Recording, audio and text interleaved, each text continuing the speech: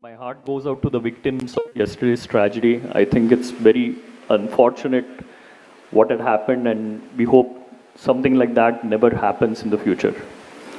Um, Thank you to the ICAI team for Mangalore branch for inviting me here today. I'm very humbled and a little nervous because I come from a family of chartered accountants. My dad was a chartered accountant. He actually did his BCom in the college, right opposite this venue in government college. And um, he secured like the 18th rank in CA finals and ended up founding Ganesh and Sudhir chartered accountant firm. So this is a picture of my dad. He's on the left. That is his partner Sudhir Rao. Both of them are no more, but the legacy of the firm continues. Other partners decided to carry it forward, and we in fact have the next generations of partners here now. And the office is just 5 minutes from this venue. My brother also did his chartered account, but decided to take the path of entrepreneurship and now runs a technology company. So, coming from a family of chartered accountants, I've seen my dad read those heavy books of taxation. I've seen my brother studying for his CA exams. So, I was very convinced not to take up CA. I ended up doing my engineering, and to set the expectations, I'm not at all qualified to talk about finance, so I'm not going to do that here today. Okay. What I'm going to talk about is a little bit about my journey. Hopefully, it inspires you for some of you to at least take up entrepreneurship at the end. I did my engineering in NITE, ended up doing my master's at USC in Los Angeles, and ended up working in the US for a few years. I used to write a lot of code as an engineer, worked in the R&D division of a company. And one of the days, I had to pretty much stay back in office, and I mean, that's something both CAs and engineers would probably know, burning the midnight oil. I ended up sleeping in the office floor, working 36 hours straight to make a presentation for something that had to be completed, which my manager said, at tomorrow, 4 o'clock in the evening, this better be ready, and I had to make sure it was ready. The presentation went well. My manager realized that I didn't change my clothes, which means I was in the office, so he said, once the presentation was done, he walked up to me and said, "You better go home now." So I thought, if I can work so hard for someone else, help them close deals and help them get rich, I think if I did that to myself, I'd earn a lot more money. I mean, I was in my 20s, right? I soon realized earning money is not that easy.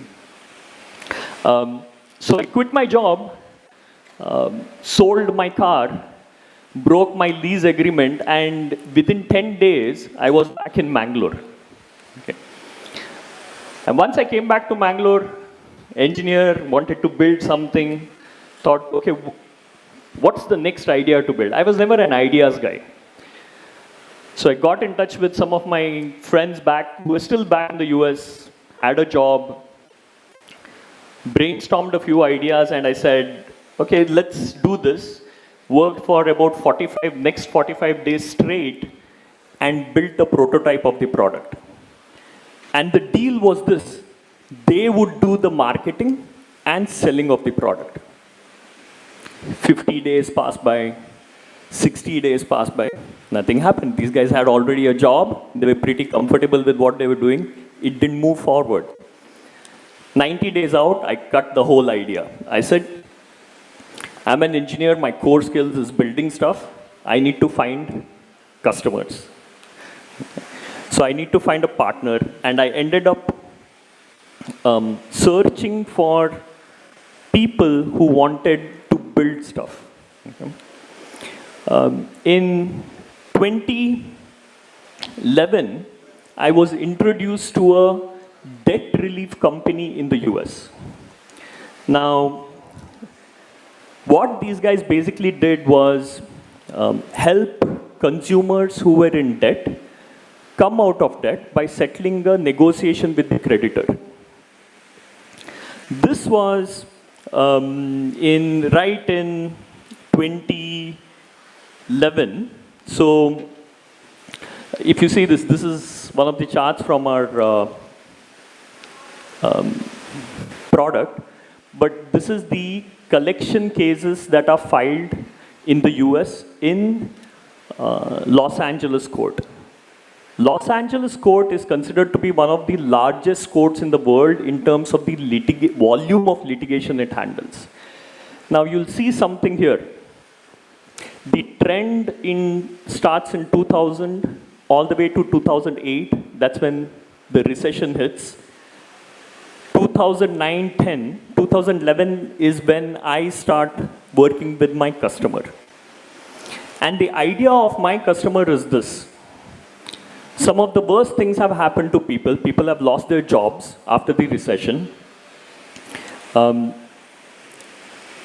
credit card companies are suing them. Debt filers are buying 10 cents on a dollar and suing all these people. So this is a big opportunity for the debt relief industry. And the idea was this. Once a case is filed, it takes about 60 days for the court to send the summons to that particular individual. And the idea was to reach to that individual before the court sends the summons, so a settlement can be negotiated with the creditor, and there is no legal case, and there is no credit default on that particular individual. So one of the partners of the debt relief company said, we want to collect all the litigation that is happening in the Los Angeles court, and let's start marketing these people, even before the court is sending them a summons. So we started, when this idea was pitched to me, they said, this is all public data. This is legal public data. So I went across to my friends and I asked them, what do you guys think about this idea? Legal data. And they said, legal what? Nobody had heard about what legal data was in the engineering industry. So it could be one of the two things. Either this was a really stupid idea or a golden opportunity. I thought this could be that golden opportunity, and I took that opportunity up. We started capturing all this litigation that was happening, and we started a marketing campaign. And the marketing campaign said this. It was basically a pink envelope that would go to these individuals, and it would say, if you are the John Smith who's being sued by Citibank, please call us up and we will help you come out of debt. We would do this on a Friday evening, and Monday morning, when people would come into the office, the sales floor is ringing. We got a 12.5% marketing response rate on this, and this was unheard in the industry. The business grew, and this was in 2011. 2012, we went to another 10 courts, and we got that data, we did the same thing, the business grew. 2013, the business started plateauing, primarily because economy is getting better. People started having jobs, less defaults. So we said, what do we do now? We have collected all this data. Why don't, if your small company can do this and grow 10x in 2 years, I'm pretty sure there's a lot more use of this data in the whole industry. So we ended up co-founding Unicourt in 2014 in California, while the engineering team continued to build here. So the person you see in the center is Josh. He's my co-founder, and he was one of the partners of the debt relief company. So he came in as a CEO, I came in as a CTO, and it was only him there and about 12 to 15 people, engineers here. So I'll go back to the previous slide for a bit. So since you are all CAs and becoming CAs, might be an interesting trend for you. So this is 2015, where you'll see the numbers going down. And this is just one quote, remind you. It goes to about 37,000 in terms of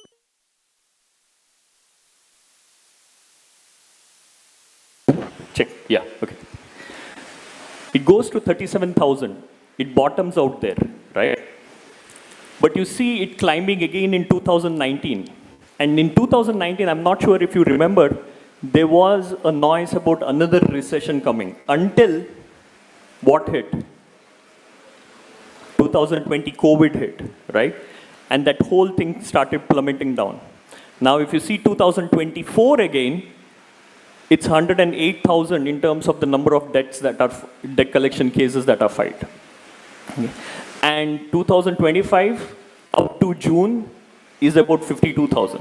So what is coming up next? I don't know, something to infer from this.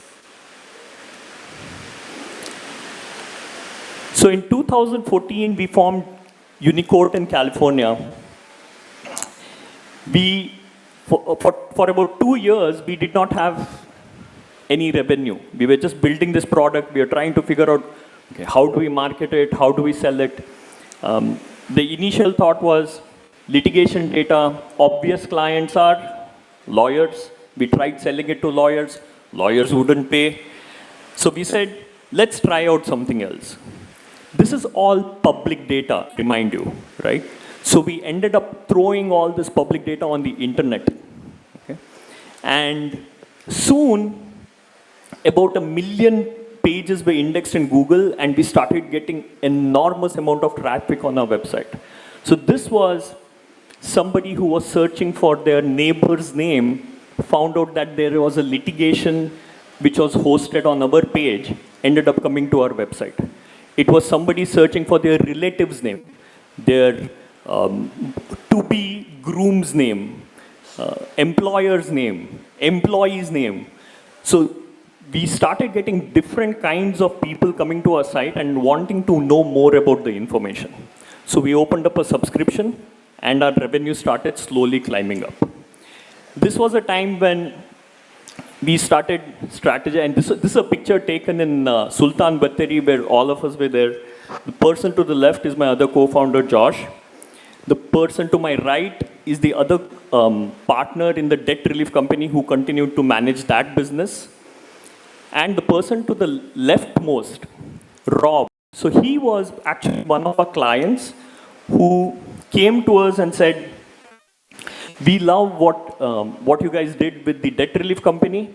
I want to do that with the judgment recovery company. He said, there is over $100 million in uncollected judgment that is sitting in Los Angeles. Why not we do the same thing by marketing to them and taking up them as clients? And we actually co-funded that. Unfortunately, it didn't work out, so we had to shut down that business. But he ended up joining us and now is the CEO of the company. Okay. On the right-hand side is this person called Yongchen.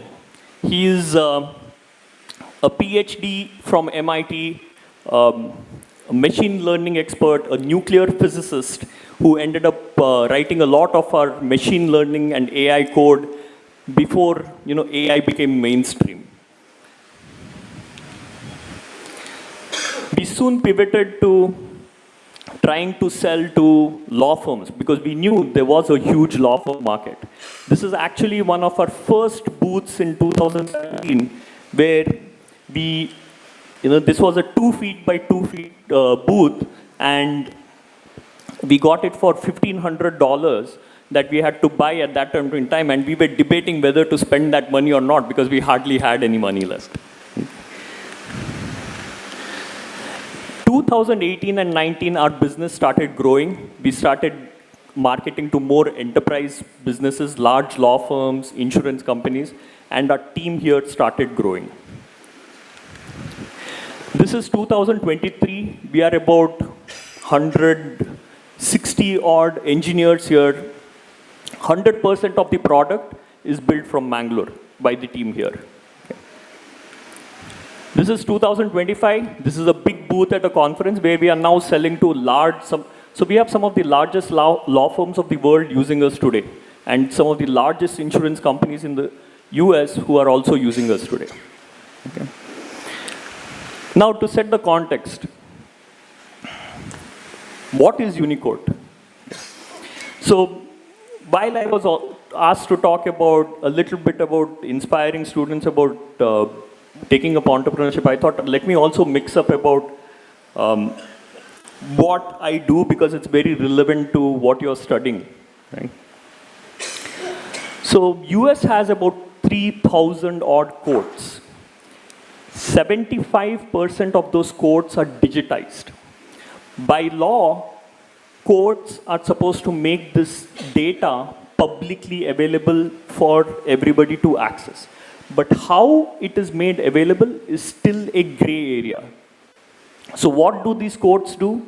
When you go to file a litigation in court, internally they have their databases or their court management systems to intake the filings, the documents, and all of that. They build a website on top of it, make that data available for everybody to access. So each court builds their website. So there are vendors who come and just do it for them, which means accessibility to this data is a really hard problem today. So what we ended up doing is we started integrating with all these courts, pulling out all the litigation that is filed, irrespective of whether it's a collection case, a divorce case, a fraud, doesn't matter. Pull all of that information. Today, we collect information from over 593 courts, sources. And the reason I say the sources is because sometimes one source has 50 courts, sometimes one source has one court. And we totally accommodate about 4,500 courts now in the US. And we are one of the largest providers of court data, a single portal for court data. We have about, and this is a data collection process, and we have about 360 million documents, and these are complaints, judgments, several other documents, and 300 million documents, these are PDF documents, right? And that's about 1.8 billion pages of data. Now, why is this all relevant? Why are these numbers relevant? Because all this data helps us do a lot of things which you'll see next. Once we get all this data, we structure this information, okay? Which means we identify what are the cases, what are the case types, who are the parties involved in the case, who are the judges, who are the attorneys. So we build what is called as a knowledge graph on top of this data. Now, what can you do with that knowledge graph? We have about 300 million odd cases in our system. This is typically what a case looks like in our product. Okay? So this is the famous case where Musk is suing Sam Altman for OpenAI. And this is an ongoing case from California Northern District. So this shows a summary of what that case is. I'm not sure if this is visible, but it shows who the parties are and who are the attorneys representing that party, right? Now, you see, there is this attorney called Mark Toberoff. So we'll just focus on one attorney for now. Okay. So this is one of the complaints in that case. Okay. And this complaint, if you see there, is 83 pages long. Okay. And one of the features we provide, and I need to talk a little bit about AI. We use AI at every level of our product, but this is one use of AI that we provide on the fly, which is you can take this 83-page document and start asking it questions, which is, in this case, I asked it to summarize this whole document in literally 30 seconds. It summarized the entire document to give us a full picture of what that case is about, what that complaint is about. Now, coming to that Mark Toberoff, one of the things we do is what is called as litigation analytics, okay, where we get to see a profile of an attorney, which means where does he practice, what kind of what kind of representation does he do. So this is Mark Toberoff, which is Elon Musk's attorney. So you see here, we can come to a conclusion that he's primarily a plaintiff attorney who files cases. And you'll see there as an appellant also he represents, which means he typically practices in the appeal courts. You can see the litigation trends of how many cases that attorney has filed over the years. You can see what type of practice areas does he focus on. So he is primarily an intellectual property attorney who focuses on copyright cases.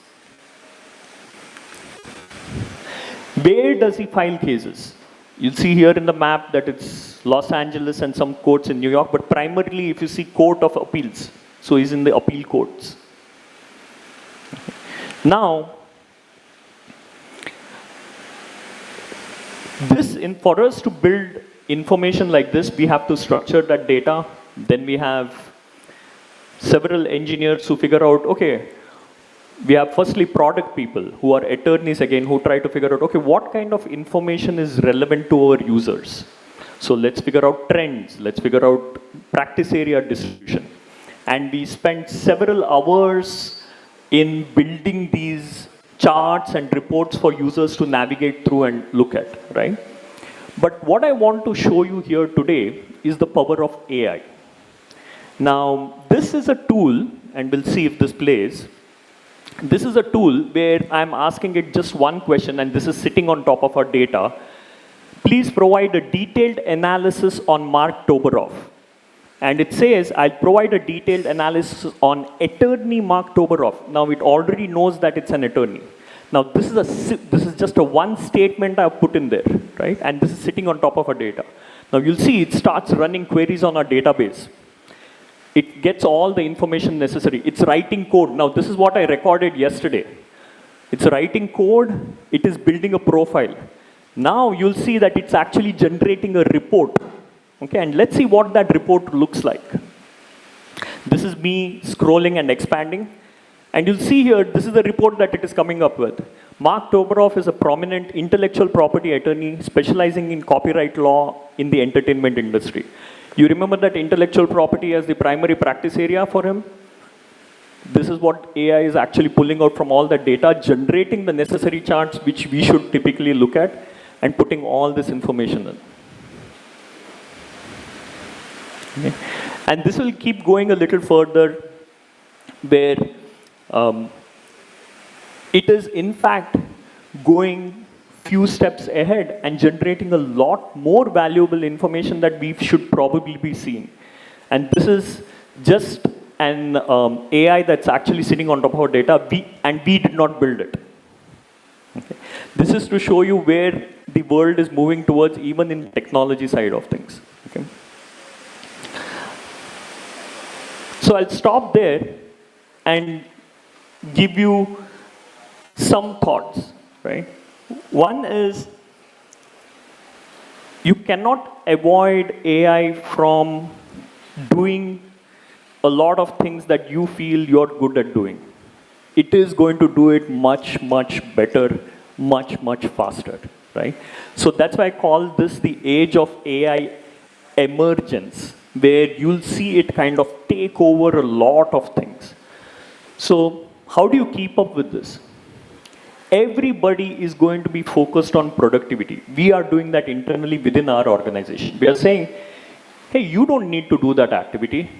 If you use the right tools, you'll be able to do a lot more, because the AI is going to speed up things.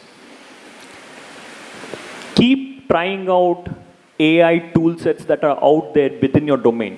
And today we see every day, like, I'll just give you an example. 2 years ago, we kicked off a project to pull out judgments from documents, to structure them. We spent about $750,000 over 6 months trying to do that, until ChatGPT came. When ChatGPT came, we started using ChatGPT's APIs, and what took us $750,000 and 6 months to do, we were able to do it in literally a few dollars and 2 weeks. That is the difference right now, right? So trying to understand what type of AI toolkits are out there that are for your domain is going to be very relevant to you. And it's very clear that people who use AI tools and data, which is available in plenty in your domain, okay, will get hired. will grow faster and will climb higher. Okay. With that, I will end my presentation here. Thank you very much for your time.